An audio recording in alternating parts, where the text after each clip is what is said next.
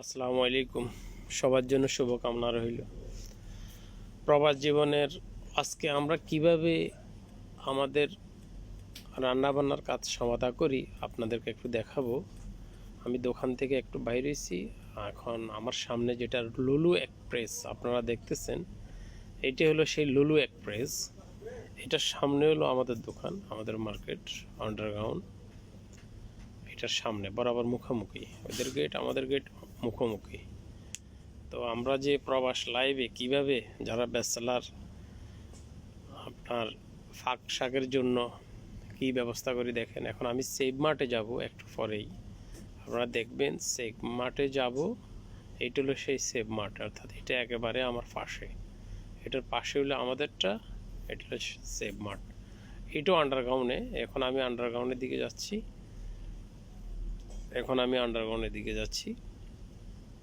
এটা হলো সেই সেভ মার্ট আমার পাশে। দোকানের আয়তন এটার ওটা একেবারে সেম।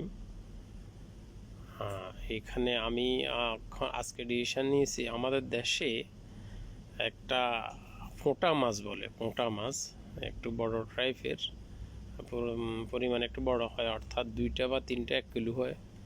ওই টাইপের একটা মাছ নিয়েছি আমি। 3 পিস নিয়েছি আমি। 3 পিস হলো এখানে 1 কিলো। এখানে পরিষ্কার করা আছে, এরা কিছু করতে হবে না, শুধু মাঝখানে আমি এটাকে 2 অংশ করে ফাঁক করা যাবে, কিছুই করা যাবে, আর কিছু করতে হবে না। ওয়াশ করে টমেটো নেওয়ার কথা ভাবতেছি, যেহেতু আমি মানুষ একজন, আমার একটাই ফাঁক, একসাথে একাই আমার খাওয়া হয়, তাই আমি টমেটো 2টাই আমার হবে। 3টা মাছ 2টা টমেটো।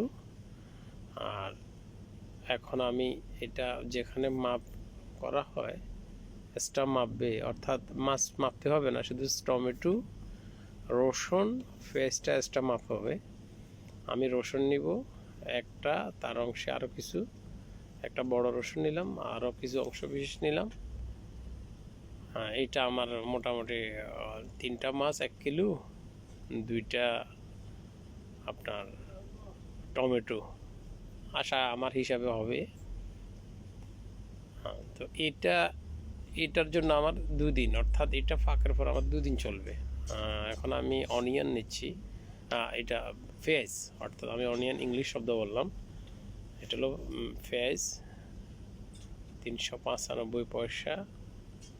পেঁয়াজটা নিচ্ছি, পেঁয়াজও আমার 2টা হবে, একটা ছোট একটা বড় নেওয়া হচ্ছে পেঁয়াজ, এই 2টাই নেওয়া হচ্ছে। এখন পাল্লাতে মাপ দিবে, ওখানে ডিজিটাল পাল্লা, আমাদের দেশের পাল্লা না, ডিজিটাল পাল্লা। আমি আলাদা কিস নিচ্ছি, কারণ এগুলো পরিষ্কার, আমি এখন আলাদা কিস নিচ্ছি আমাকে, কারণ এগুলো পরিষ্কার করে আবার বক্সে ফেলতে হবে, আপনার আলাদা বক্সে ফেলতে হবে।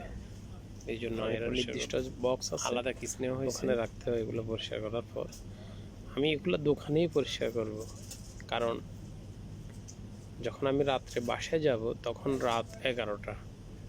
এখন পাল্লাতে ওজন করতেছে প্রত্যেকটা সামান ডিজিটাল মেশিনে, যতটুকু ওয়েট আসতেছে, ওয়েট এবং টাকা একসাথে লেখা আসতেছে। উপরে থাকবে ওয়েট, নিচে থাকবে টাকার পরিমাণ, ওজন, দোকানের নাম, সময়, সবগুলোই থাকবে এখানে। এটা হলো রসুনের রেট 395 পয়সা।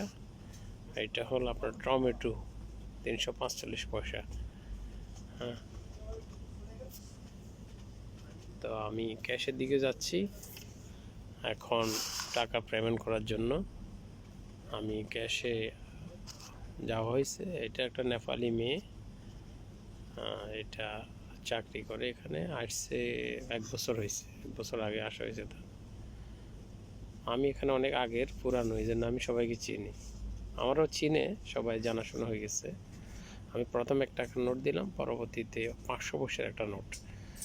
এদেশে বলে রাখি, 1 টাকার নোট, 500 পয়সার নোট, 250 পয়সার নোট হয়, সর্বনিম্ন 250 পয়সা নোট হয়। ও আমাকে জিজ্ঞাসা করলো ছোট কোনো পয়সা আছে কিনা। আমার বিল হলো 1 টাকা 30 পয়সা। 1 টাকা 30 পয়সা, অর্থাৎ বাংলা টাকা হয় 398 টাকা 600 পয়সার, 560 পয়সার মতন আসে। 398 টাকা 60 পয়সা এমন হয় আমার বিল। ও আমাকে জিজ্ঞাসা করলো দেন হেজাব আছে কিনা হাত দিয়ে। না হেজাবটা আমার স্টকে শেষ হয়ে গেছে, এখন আর আনা হয়নি। এখন আমি বেরিয়ে যাচ্ছি। এটা প্লাস্টিক দেওয়ার কারণ হলো এসির হাওয়া যেন বাইরে না যায়, ভিতরে থাকে, এই জন্য মুখে প্লাস্টিক। এখন আমি আমার দোকানে এখন আমি এগুলো সাফ করব। আমি প্রথম এটা সাফ করব, রসুনটা পেঁয়াজ, এরপরে আমি রসুনকে সাফ করব। তো এই দিন আমাদের প্রবাসী জীবন, অনেকে মনে করেন প্রবাস কত মজা, আসলে কত মজা সেখানে আসলে বোঝা যায়। আমি রাত 11টা বাজে বাসায় যেতে হয় আমার, তখন ওখানে গিয়ে পাকটা নিজে করতে হবে। এখন যদি আমি ওখানে যাই এগুলো আবার সাফাই করতে যাই, আমার সময় আরও লেগে যাবে, অর্থাৎ অন্তত 20টা মিনিট 15টা মিনিট সময় অতিরিক্ত লাগবে ওখানে। কারণ আবার সকাল 9টায় আমাকে 9টা সাড়ে 9টার দিকে আবার দোকানে অ্যাটেন্ড করতে হবে। ওটার সময় কতটুকু হয় দেখেন, হিসাব করে। পেঁয়াজের সম্ভবত একটু ময়লা ছিল, আমি টিস্যু ব্যবহার করলাম। এখন আমি রসুনটাকে সাফাই করতেছি। রসুনটা সাফাই করে মাছ, টমেটো, পেঁয়াজ, রসুন একসাথে রাখবো। রাত্রে যাওয়ার পর বাস আপনার রান্না বাজার কাজ হয়ে যাবে, দ্রুত হবে। এখানে রেডি করার উদ্দেশ্য হলো দ্রুত হবে, অর্থাৎ আমি তো এখানে কাস্টমার এলে কথা বলি, বাকি সময় আমাকে বসেই থাকতে হয়। এই জন্য আমি এখানে মোটামুটি অনেক সময় আমি সবজি পাকাই, সবজিগুলো এখানে রেডি করি। মোটামুটি এখান থেকে আমি রেডি করিয়ে বাসা যাওয়া হয় আমার, বিশেষ করে।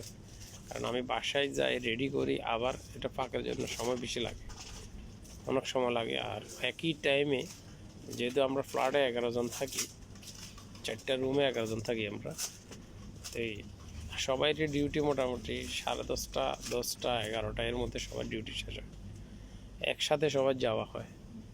তো সবাই একসাথে যখন আপনার পাক শুরু করে তখন তো টাইমের অনেকটা ব্যাপার আছে। তার মধ্যে চুলা হলো 5টা, একটা ছোট, 4টা বড়। তো 5টা চুলার মধ্যে 5টা পাতিল, একটা ছোট পাতিল, অর্থাৎ আপনি আমরা পানি গরম করি না চায়ের জন্য, ওটা পানি গরম করার জন্য এক্সট্রা আছে, ওটাতে আমরা করি। তো 4টে চুলাতে মোটামুটি বসানো যায়। তো আজকের মতো আল্লাহ হাফেজ। প্রবাস যারা, তাদের অবস্থা দেখেন, সবার জন্য দোয়া করবেন, আমিও সবার জন্য দোয়া করি। Bye bye.